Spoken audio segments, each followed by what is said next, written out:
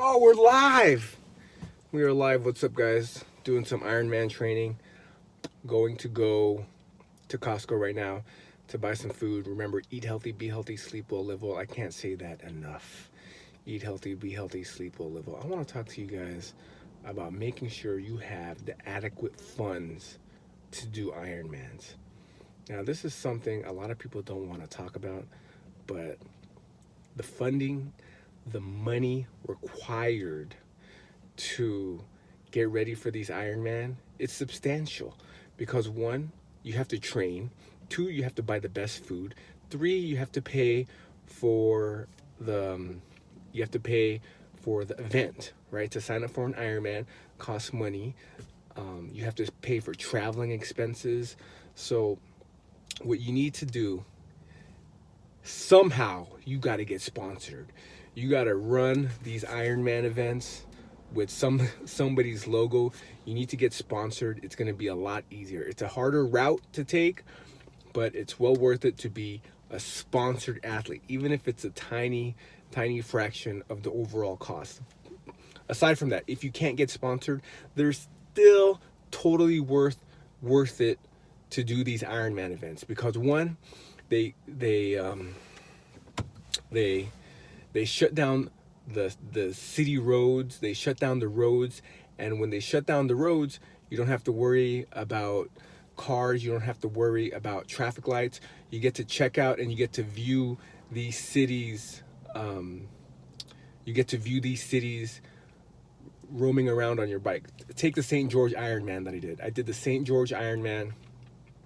I've never been to St. George, but I feel like I really know St. George because the whole city was shut down for all the Ironman competitors to cycle around the city, to run around the city. And now when I think about my experience and I think back to St. George, I have a real clear understanding of the layout of St. George, all because city officials were able to coordinate with the Ironman event, with the Ironman coordinators, and they were able to map out a course and they were able to shut down the city for a while. So it's worth it to pay for that experience. But don't get it wrong. You need to be funded. You need to find time. You need to allocate your money properly.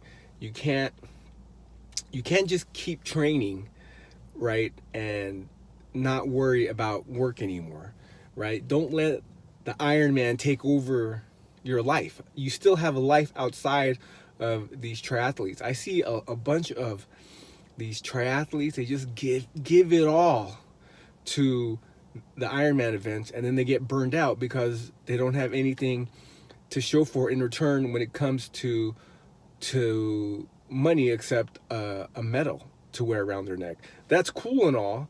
That's great, but you still have a life outside of these triathlons. So make sure you're funding them properly and you're cash flow positive. Don't operate cash flow negative. Don't go into debt to sign up for these Ironmans. That is insane. All right. But one way you can be a better competitor is to eat healthy. So you need to eat more vegetables. You need to eat lean meats. And you're only going to operate as good as you eat. You can't eat junk food and expect your body to run great. So right now I'm going to go to Costco. I'm going to have my fish, my vegetables, my fruits like the apples. Those are pretty much the three major components that I really like to focus on: lean meat, fruits, and vegetables. I do eat yams, but I have found from my own personal experience, for me, vegetables are a great source of fuel. All right, if you made it this far into the video, 4 minutes and 30 seconds in, and somehow you're still watching, let me hit you with something that can actually change your life. Eat healthy, be healthy, sleep well, live well. Eat healthy, be healthy, sleep well, live well. I'm signing up for some more Ironmans, so I'll keep you posted on that. This channel is all about our Ironman training and what we do every day to become a better athlete. I'm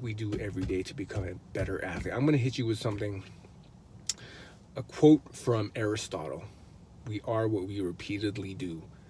So whatever you do every day, that's what you're going to be. Whatever you do every day, that is what you are going to be. If you haven't done so already, subscribe.